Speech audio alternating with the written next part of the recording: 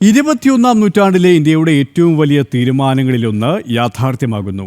വനിതാ സംവരണ നിയമം 2029 നടപ്പിലാക്കുമെന്ന് പ്രധാനമന്ത്രി നരേന്ദ്രമോദി പ്രഖ്യാപിച്ചു. ഡൽഹി വിജ്ഞാൻ ഭവനിൽ നടന്ന നാരീശക്തി വന്ദൻ സമ്മേളനത്തിൽ സംസാരിക്കുകയായിരുന്നു അദ്ദേഹം. നിയമം നടപ്പിലാക്കുന്നതിനായി 16 മുതൽ പാർലമെന്റിന്റെ പ്രത്യേക സമ്മേളനം ചേരുമെന്നും പ്രധാനമന്ത്രി അറിയിച്ചു.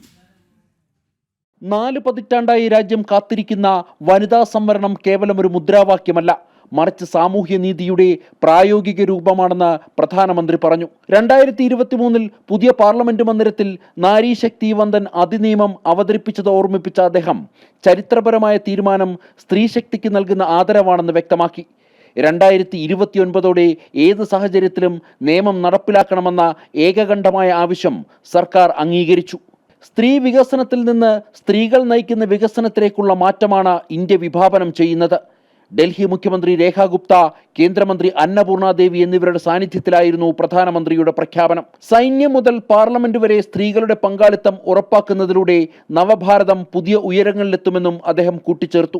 विमेन डेवलपमेंट तक सहमत था, विमेन लेड डेवलपमेंट के लिए मुझे ताकत लगानी पड़ी थी और हमें सफलता मिली थी. फाइटर पायलट बनकर आसमान की बुलंदियां छू. आज भारत में विश्व के किसी भी देश की तुलना में, यह आंकड़ा भी आपको खुश कर देगा, विश्व के किसी भी देश की तुलना में महिला पायलटों का प्रतिशत सबसे अधिक हिंदुस्तान में है.